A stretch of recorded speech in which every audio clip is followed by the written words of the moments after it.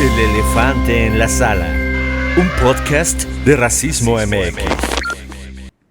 Hola, ¿cómo están todas, todos, todes? En este tercer episodio de El elefante en la sala, muchas gracias por escucharnos. Y bueno, pues el día de hoy estoy aquí con Otto Castillo Ángeles Cruz. Yo soy Marisol Aguilar, coordinadora de programas en Racismo MX. Hola, pues a todas, todos, todes. Hoy hemos preparado un episodio con mucho cariño, muy lindo. Vamos a hablar sobre diversos temas. Ya que estamos en marzo, pues vamos a hablar sobre género y otras cuestiones también que nos parecen como muy, muy importantes. ¿No? Oye, sí, y yo tengo una sorpresa en vivo. Mira, un regalo para Marisol Aguilar. Un libro muy bueno que recomiendo, que es La educación como práctica de la libertad. Nunca le presten un libro a Otto porque no se los pide prestados, de repente te lo regresa subrayado. Y te dice un poco, lo toma como préstamo. Te spoilea el libro en los tweets. Desde septiembre. No lo haga. Bueno, es un libro, la verdad es muy bonito, La educación como práctica de la libertad de Paulo Freire. Luego les cuento de qué se trata, o solo que nos quieras contar. Estaría bueno un podcast de nuestros textos. En otro capítulo. Sí. Pero estoy bien. Ya vamos a hablar entonces de algo muy interesante. Sí, género y racialidad. Estamos en marzo, entonces obviamente el mes pues pide, ¿no?, que hablemos obviamente pues más consistente de qué trata género y racialidad y por qué para nosotras dentro de Racismo MX es súper importante tener esta intersección bien clara, muy clarita, porque creo que a lo largo de estos últimos años hemos visto cómo existen tensiones entre los feminismos, ¿no? Uh-huh. O cómo, ya lo habíamos dicho en el capítulo pasado, algunas personas, mujeres, ¿no? Comienzan a, pues, dejar de ser feministas o quitarse ese título a pesar de los diversos estudios que pudieran tener o especializaciones, etcétera, porque a lo mejor el feminismo no cubre ya ahora esas demandas que estamos queriendo tener hacia el cumplimiento del respeto y garantía de nuestros derechos como mujeres, pues en este caso, y bueno, esto es un poco para hablar de estas tensiones, ¿no?, feministas que hay rápidamente, ya lo habíamos platicado la vez pasada, pero también un poco hablar sobre qué está pasando con la violencia en contra de las mujeres solamente en nuestro país, que no es necesariamente pensar solamente en mujeres pues blancas, mujeres, y esto lo digo así porque el feminismo habla mucho de eso, de lo que realmente está pasando, o sea, habla de unos tipos de violencia que no necesariamente son esas violencias que le recaen a las mujeres mexicanas en su mayoría, mujeres que a lo mejor viven en zonas rurales o viven con cierta precariedad o son parte de algún grupo en situación de vulnerabilidad, etcétera. Y bueno, pues no sé si quieran comenzar a lo mejor a hablar. Sí, pues sabemos que es un mes que se pinta de morado, ¿no? O sea, van a haber carteles. Bueno, esto es rosa, ¿verdad? Racismo, la paleta, según yo, es rosa mexicana. Rosa fuchsia, no sé. Pero el marzo es un mes que se pinta de morado. Carteles, eventos, el día 8M es un día que seguramente en las ciudades, en muchas ciudades del país van a haber marchas, ¿no? Eventos, es un día que es muy ocupado para las mujeres que se dedican pues al feminismo, al género o que están en temas de justicia social, ¿no? Yo creo que hace algunos años se hablaba de mujeres como algo universal, ¿no? A todas las mujeres nos cruzan las mismas violencias, nos cruza el hecho de que tenemos que encargarnos del trabajo doméstico y de cuidados, de la violencia en las calles, etcétera, ¿no? Como un molde. Sí, como un molde. A todas las mujeres nos cruzan las mismas violencias, ¿no? Pero creo que algo que nos han enseñado las mujeres indígenas, los feminismos decoloniales, y creo que también es un tema que ha estado como en redes, como muy palpable, ¿no? Es que las mujeres no somos iguales y las mujeres somos diversas, ¿no? No nos cruzan las mismas violencias. No tenemos las mismas experiencias, no tenemos las mismas preocupaciones, ¿no? Lo que para una es algo que la oprime, para otra es una cosa emancipadora, ¿no? Como decía Angela Davis en este libro de Mujeres, Raza y clase. Clase. Esta que también es un libro Muy que bueno. les recomendamos, ¿no? Pero Check. que mientras para las mujeres blancas el trabajo doméstico era algo que las oprimía, para las mujeres negras esclavas el hogar era algo que las emancipaba, ¿no? Porque de alguna forma se humanizaban, donde practicaban los afectos, Se donde humanizaban. cuidaban a los hombres, donde se cuidaban a sí mismas, ¿no? Y creo que eso nos enseña que cuando hablamos del 8M no solo hablamos del género, ¿no? Claro. Hablamos de otras violencias, las violencias racistas, Sí. clasistas, capacitistas, ¿no? Y cuando pensamos en un 8M de que hay que salir a las calles, creo que también nos permite pensar, bueno, pero las calles también están hechas para solo un tipo de persona, ¿no? Claro. Una mujer que no tiene discapacidad, que a lo mejor tiene tiempo para ir a la marcha, que no tiene hijos e hijas que cuidar, Sí. que tiene todas las posibilidades de ir, ¿no? Entonces creo que también... Que puede no ir al trabajo. que no puede ir al trabajo, ¿no? Entonces creo que nos permite este 8M pensar que las mujeres no nos cruzan nada más la violencia patriarcal o de género, ¿no? Sino otros tipos de violencia, y creo que es momento de hablarlas y quizás no pensar nada más en el morado, En ¿no? una sola cosa, Ajá, que sino nos cruzan pensar varios en otros colores, colores, crisol. ajá, exacto. Y no se Oye, puede qué hacer fuerte. un estudio así separado. O sea, no puede ser nada más, porque precisamente nos pasa lo que seguramente le pasó a la primera ola, que yo agradezco mucho porque fue el punto de partida de toda una discusión que tenemos Ujú. hasta ahora, ¿no? De más de 100 años de estarnos preguntando, bueno, ¿y nosotras por qué somos diferentes? Claro. A lo mejor a los hombres, ¿no? Pero ahora podemos verlo también con otros lentes, ¿no? Y desde otros espacios, porque Sí. hay unas feministas que desde el campo, desde el mar, desde la sierra, o desde las ciudades, o desde donde sea, con diferentes contextos, ecosistemas, etcétera, y necesidades, pueden ahora preguntarse esto y poder, ¿no? Cada una sacar sus propias conclusiones, ¿no? De cómo poder atender esas necesidades que Claro. no son las mismas, ¿no? No, Ay, qué fuerte. no todas necesitamos toallas sanitarias o copas Claro. menstruales. Ay, qué fuerte. Yo ahorita acabo de pensar en esa canción que salió hace unos meses de Shakira, en la versión de Bizarrap, que dice esto de Buenísima, la por mujer, cierto. la mujer ya no llora, la mujer factura, ¿no? Pero siempre esta idea de que es la meta universal de todas las mujeres llegar a eso, lo que implica el capitalismo, el emprendedurismo y todo eso. Facturar. ¿no? Facturar. Está toda esta idea también de la mujer girl boss, ¿no? Ay, no, De- sí, vamos a hablar de sí. eso. Vamos a hablar de eso. Que también, Pucha. o sea, como en paréntesis, ¿no? Como la girl boss es esta mujer emprendedora, exitosa, que puede todo, que trabaja, que cuida. Como la mamá de Angélica. Ajá, de como la Rugrats. mamá de Angélica de Rugrats, ¿no? Que es jefa, que es CEO, que es Ah, CEO, sí, que sí, bla, bla, bla, lo que quieras. Y pensar que puede una todo, mujer ¿no? emancipadora es mandona, ¿no? Sí. O no llora, Sí. y es con tacones y traje Sí. sastre y Ajá. portafolio. Y es como, no hay que romantizar tampoco que el feminismo nos dio eso.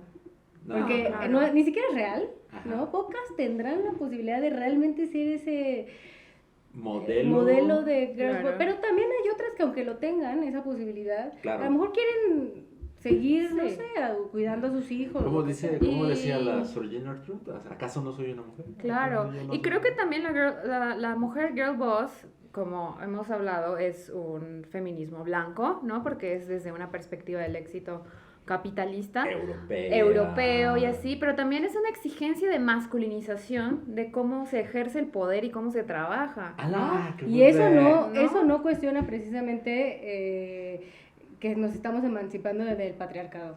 Ajá. Sino por el Exactamente. contrario, probablemente solamente es agarrar unos roles que Es como esto que dicen, yo recuerdo mucho cuando en Yucatán, por ejemplo, cuando llegó esta gobernadora Ivonne Ortega y de pronto Ivonne. adoptó la Ivonne prácticas totalmente violentas desde lo patriarcal, o sea, negando incluso el matrimonio igualitario, que por cierto después en enero estuvo, no, hay que aprobar el matrimonio, y ella lo negó cuando fue gobernadora, ¿no? Sí, O sea, claro. replica esa masculinidad. Sí, o sea, como la mujer que llega, pero que oprime a otras y a otros también, ¿no?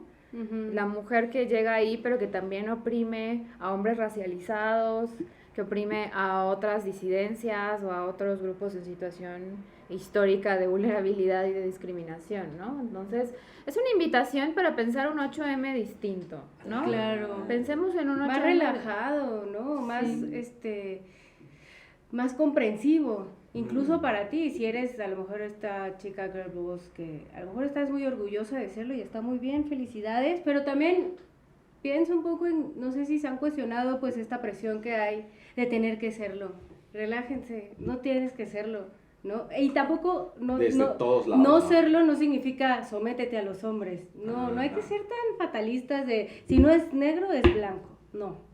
O sea, también puedes no ser girl boss y no estar sometida al patriarcado y no pasa absolutamente nada, ¿no? Es una regla que nos han puesto el capitalismo y la competencia y la obligación de ser de alguna forma, ¿no? Entonces, y eso obviamente nos pone a pensar también en otros grupos en situación de vulnerabilidad, como las mujeres, pues que han perdido la vida o que han sido asesinadas, ¿no? En estos últimos años.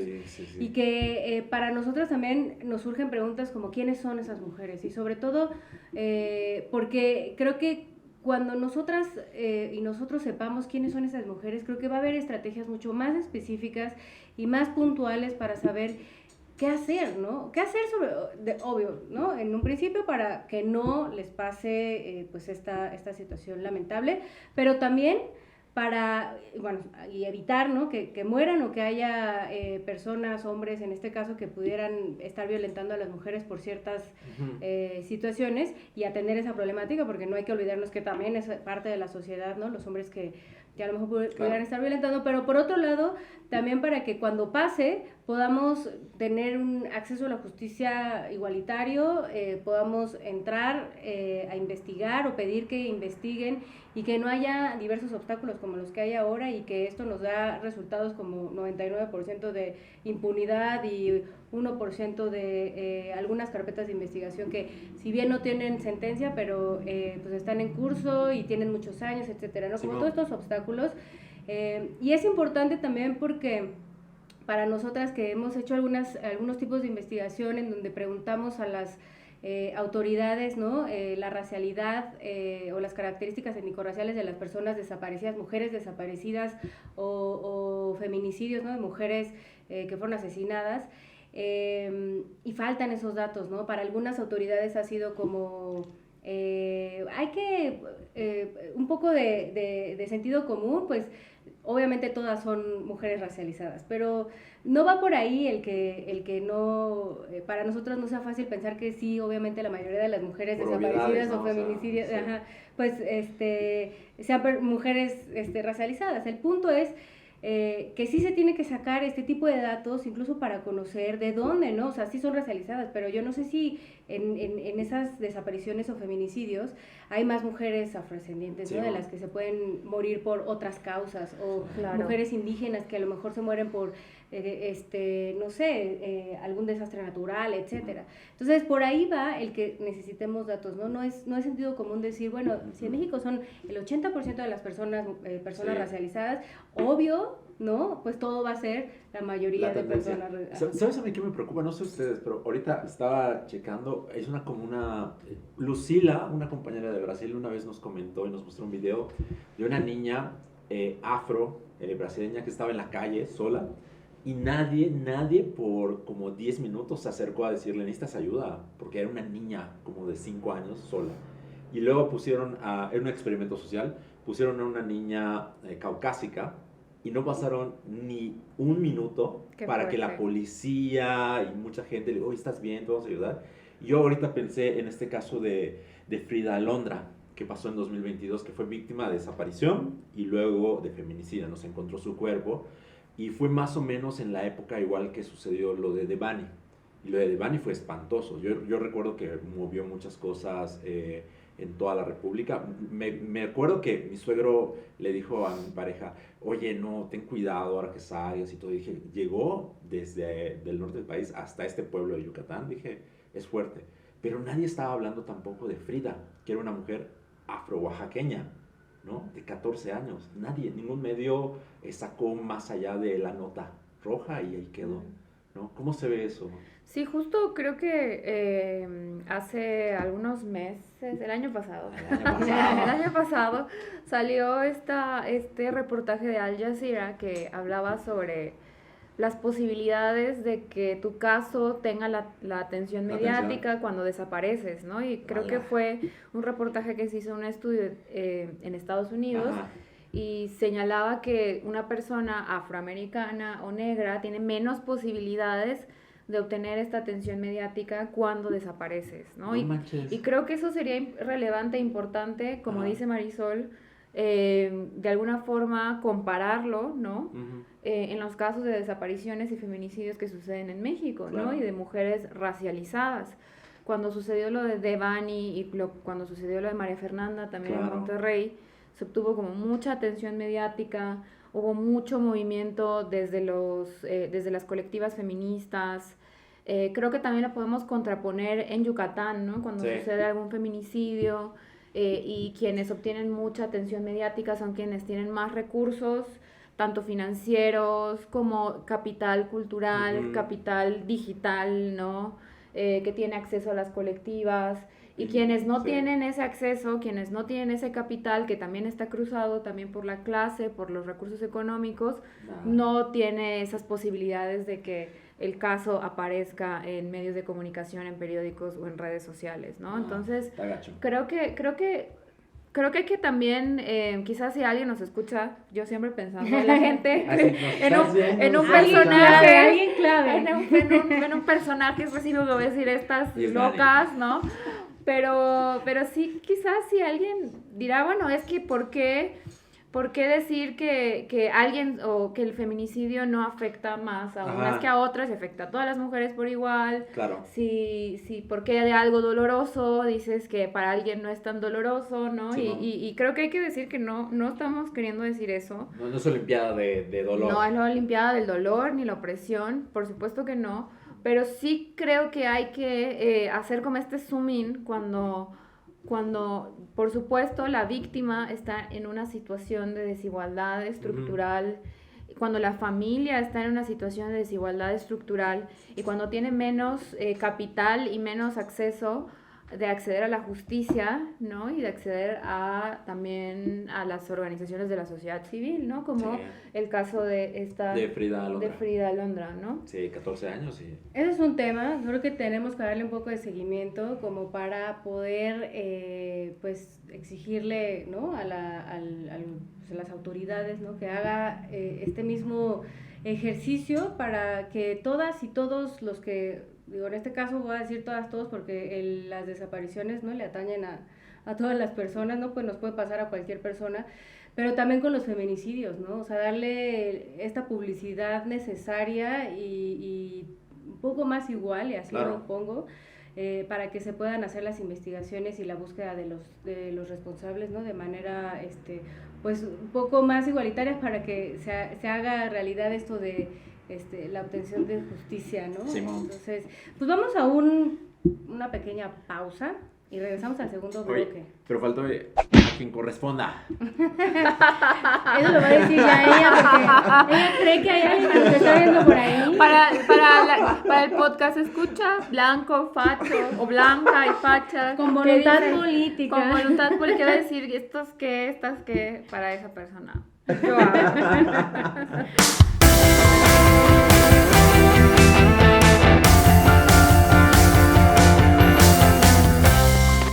Si estás buscando trabajo y te identificas como una persona prieta, indígena o afrodescendiente, mete tu perfil en talento.racismo.mx, que es la bolsa de talento racializado e interseccional que muchas empresas checan todos los días para buscar perfiles como el tuyo. No olvides, talento.racismo.mx. Bueno, y pues regresamos de esta brevísima pausa, ¿no? Y vamos a continuar platicando sobre el 21 de marzo, sobre el día para eliminar la discriminación racial, ¿no? Es un día oficial que fue reconocido y establecido por la Organización de Naciones Unidas, pero que nos parece importante rescatarlo también en este mes, como habíamos dicho, ¿no? Mes de marzo caótico, mes que suele ser morado nada más, ¿no? Pero que también es necesario como hablar de las otras efemérides y otras violencias también que experimentan las mujeres, ¿no? Sí, y para hablar de eso tendríamos que retomar, por ejemplo, los antecedentes, ¿no? ¿Quién hace los días internacionales o quién los adopta? Pues la Asamblea General de este organismo que tanto le gusta a Marisol. Naciones Unidas. Y me caga. ¿No? Hay críticas sobre ello, ¿no? No, bueno, Ah, claro sí. que hay críticas sobre ello porque es un grupo de personas blancas, Blancas. privilegiadas, Ujú. con ciertos estudios, con ciertos privilegios que han tenido obviamente para pues poder llegar ahí, ¿no? Simón. Que no necesariamente le echaron ganas. No, de hecho, Como quieren. tengo una chisma. La otra vez estaba así scrolleando redes sociales y me apareció una foto de como que de la misión de México en ONU. Nadie es ni siquiera relativamente moreno claro. Ya sé Ni de siquiera- quién vive esa Ahí me van publicación. a poner, pero... Una pero- compañera en común que trabaja en Naciones Unidas, subió sus fotos. Pura fofoqueira. Bueno, Ya sé Ya, de quién, fofoca, pero no pero- voy a decir de quién, no voy a decir de quién. Pero, ¿saben qué? Hablando de eso del Día Internacional, entonces, el antecedente para ONU fue que, fíjense esto, se celebra el 21 de marzo de cada año el Día Internacional contra la Discriminación Racial, porque en ese día, en 1960, que es más o menos cuando nació nuestro director José Antonio Aguilar, pues la policía abrió fuego, así, se pusieron locos esos vatos, ya saben, estaba en el contexto de que este sujeto, François Malam, había ganado en Sudáfrica la titularidad del Estado, ¿no? Y comenzó todas las políticas de apartheid, ¿no? Entonces hubo una revuelta, una manifestación política en contra de estas políticas de segregación, ¿ah?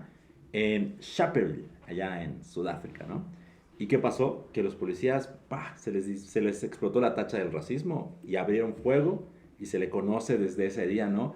Mataron a 69 personas en esta manifestación en Sharpeville como la matanza de Sharpeville, ¿no? Y después de eso, o sea, ONU había sido silenciosa ante apartheid, segregación racial, pero dijeron, ya, esto ya es insostenible, ya no nos vamos a hacer de la vista gorda como siempre hacen, y dijeron, tómale. con una matanza de 69 después de una esclavitud De por eso, siglos, ajá. con el genocidio más grande de la historia de gente negra, me parece un poco más de tokenismo, pero Simón. pero con independencia de ello, otro chisme.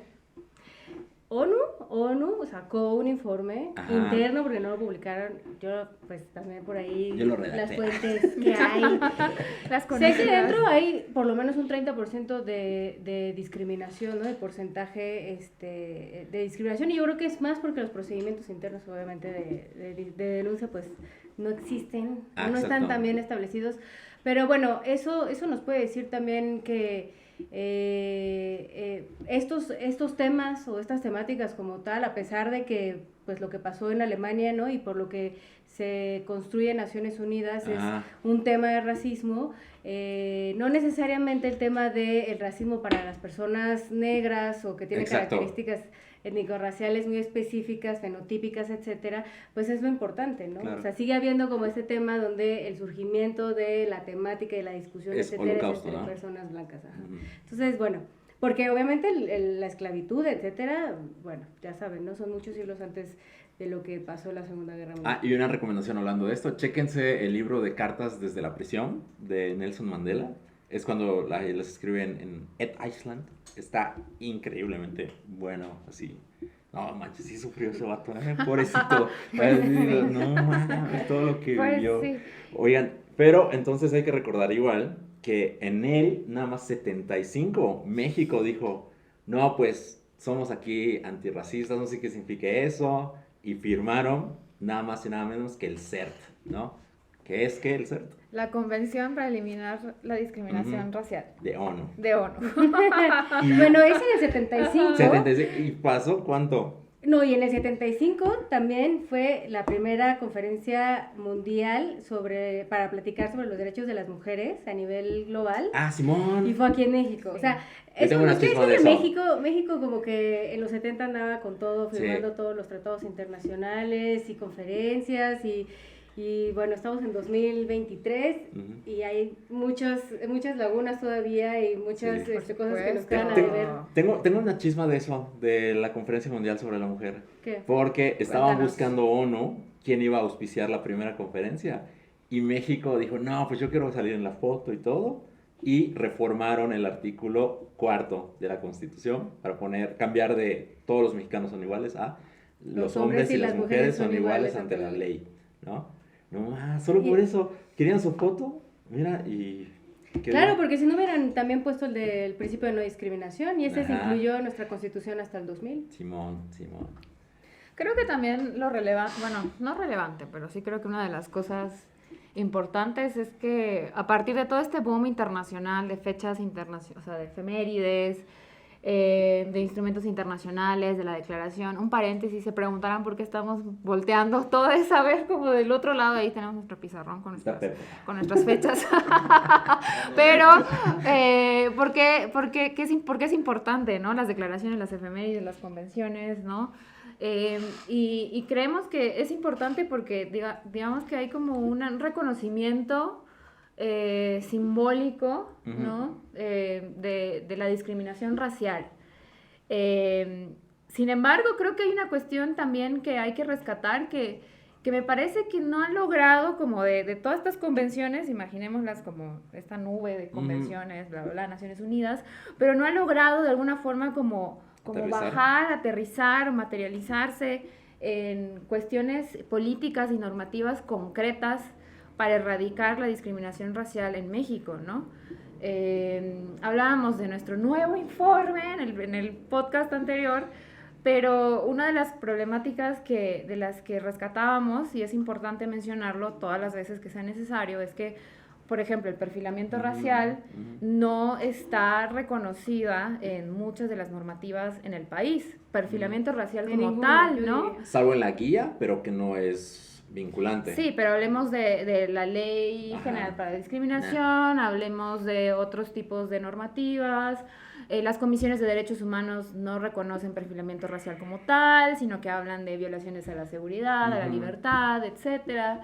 Y ya hemos dicho que lo que no se nombra no existe, no se previene, no se sanciona, no se castiga, ¿no? Entonces, por lo menos en la ley eso es lo que pasa. Exactamente. Entonces hay un reconocimiento muy bonito, ¿no? De este día, hay un reconocimiento muy bonito del CERD, ahí está la declaratoria trilateral.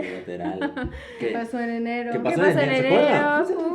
Como si fuera ayer, yo me acuerdo. ¿Qué pasó en enero? Que habla de compromisos específicos para los 3 países, pero que justamente el reto es cómo se materializa como a nivel político, a nivel legal, y cómo se reconoce, ¿no? Que sabemos que tiene que ver con toda esta invisibilización de lo racial, que tiene que ver con el proyecto de mestizaje. Que cuando estábamos revisando la declaración de la Alianza de Norteamérica, dijimos, ¿te acuerdas, Ángeles? 9 páginas, ala. Y dijimos así, y solo eran 3 puntos al final. Pues todo eran buenas intenciones y después Exacto. 3 acciones demasiado generales, que bueno, no está mal. No están mal. Pensando exacto. en que los 3 países están, obviamente, creando acciones para los tipos de poblaciones que tienen o que forman parte de sus poblaciones, pero sí que con esta declaratoria lo que tienen que hacer es también conocer las poblaciones y las diversidades que hay en los otros países para ver de qué forma también se les protege cuando un mexicano esté en Estados Unidos o en Canadá o al revés, ¿no? Que México lo haya asignado y diga justicia racial es muy fuerte. Que es de las primeras simbólicamente cosas. Es fuerte. Y la otra también es reconocer que el CERD ha trabajado en México, en términos de conocer la situación para poder exigirle a México que le hable sobre el tema. Digo, ahora está muy básica la información en esos términos, porque lo que pide o le solicita es qué está pasando con la población indígena, qué está pasando con la población afro. Sí le ha pedido temas... Incluso algorítmicos. Exacto, pero sí le ha pedido cuestiones de perfilamiento racial, aunque en México no está en ningún lugar, no lo podemos encontrar definido en algún lugar específico, y que eso probablemente pueda hacernos parte de que... Y se lo has dicho explícitamente, ¿no? Tu Instituto Nacional de Migración y tu Guardia Nacional lo está haciendo desmanes y se pone en el metro luego. Y creo que eso hace que estas instituciones por lo menos tengan que comenzar con esa información que le va a dar al ser, decir, bueno, sí está pasando, sí hay perfilamiento racial, porque te estoy contestando la pregunta de perfilamiento racial con estos datos. Oigan, mejores amigas, y hay otra cosa. Desde 2013, por ejemplo. Todas somos sus mejores amigas. Sí, incluso tú que estás ahí de ese Estás en lado. tu círculo verde en Instagram. ¿Tú qué estás escuchando? También ¿Lo Dani. estás viendo? Oigan, pero desde 2013 en OEA se adoptó la Convención Interamericana contra el Racismo, Discriminación y Formas Conexas de Intolerancia. 2013. No hizo caso México, se le llamó, oye, firma, ratifica, nada. Y hasta 2020 es cuando ya se ratificó y se adoptó y se publicó en el diario oficial. Ya es obligatorio, ¿no? Pero tampoco no tuvo nada de ruido y muchas organizaciones no le están apostando como a checar qué onda con la convención ya obligatoria en México, ¿no? Eso nos tiene que decir mucho, sobre todo la voluntad política, Ujú. de querer, pues un poco darse cuenta quiénes tienen el poder, ¿no? Simón. Porque obviamente, ya sabemos, ¿no? El racismo es un sistema de opresión en donde se conforma de estereotipos, discriminaciones, pero tiene, ¿no? Este elemento muy esencial que es el poder para poder ser racista, ¿no? Sí. Porque el racismo inverso no existe, siempre lo decimos, Ujú. y entonces esto espero que les ayude Sí. un poco a entenderlo, pero sí que esto también nos tiene que dar muchas ideas del por qué hasta el 2023 seguimos hablando de racismo de una forma muy básica, después de más de 500 años de esclavitud, de discriminación racial, y se han hablado de otras cosas por delante de una situación o de una violación sistemática de derechos humanos que al final pocos estados a lo mejor han podido transversalizar algún tipo de perspectiva para poder crear estrategias para eliminarla. Está duro. O sea, en México, de los organismos antidiscriminatorios, solo Ciudad de México y Michoacán, que una vez nos contestó, ¿se acuerdan? Una solicitud. Sí tenemos casos, pero no los hemos resuelto. Pero el resto de México... Ah, bueno, ¿y qué el pasa con resto, Baja California? Sí. Baja California en el estudio que hicimos, ¿no? Sí, o sea, Baja California, la fiscalía le preguntamos cuáles son los delitos que suelen ser atribuidos o que son atribuidos a personas migrantes o personas racializadas. Y todas las fiscalías nos respondieron que no tenían esa información, que esa información es discriminatoria. Recopilarla, sí. discriminatoria, Porque no es mi que es obligación. subjetiva, que no es mi obligación. Pero Baja California respondió con tonos de piel. Con tonos de piel y en cada tono de piel los tipos de delitos atribuidos, ¿no? Oye, Ángeles, ¿sí fue en Escala Perla? No fue en escala perla, sino... No, era ojo de buen cubero. Era ojo de buen cubero, tono moreno claro, tono negro, Trigueño, trigueño claro, ¿no? Ujú. Y creo que es importante ver cómo, o sea, ahí Sí. los delitos de narcomenudeo se asignaban a cierto tono de piel, los delitos de allanamiento de morada a otro tipo de piel, ¿no? No vamos a spoilear, revisen el informe, Que ya tiene 2 meses aproximadamente publicado. pero revisen el informe. Pero eso nos deja ver cómo ante ese desconocimiento, ¿no? Ante esa invisibilización, ante no recopilar o desagregar datos por marcadores étnicos-raciales, No nos podemos dar cuenta No, no. a quién les estamos atribuyendo por mero estereotipo un delito específico, ¿no? Exacto. Y eso hace que el perfilamiento siga dándose deliberadamente. Simón. Bueno, no deliberadamente, más bien directamente a una población. Discrecionalmente. Exacto. Sí, exacto. Pero bueno, eso es lo que pasa. Ya se nos acabó el tiempo, amistades. Volteé a ver el reloj y la verdad es que tenemos poco tiempo para despedirnos. Así que ya eso es todo. Chéquenle hoy, este mes, 8M. ¿Rosa o no rosa? Morado, verde, azul, de todos los colores. Hablemos, están permitidos. la invitación es pensar en un marzo distinto, ¿no? Pensar en un 8M distinto, en reconocer las violencias patriarcales, machistas, racistas, clasistas, capacitistas que les cruzan a las mujeres y a todas las personas, y pues eso. Y también las masculinidades racializadas. Hay que Y las pensarlas. masculinidades racializadas. Esperen un capítulo sobre eso. Dani va a estar invitado. Oigan, y pues agradecimiento a Rubén, que está acá adentro, y a Daniel, que está atrás de ustedes. Entonces, Nos nos vemos a la vemos. siguiente. Hasta la siguiente.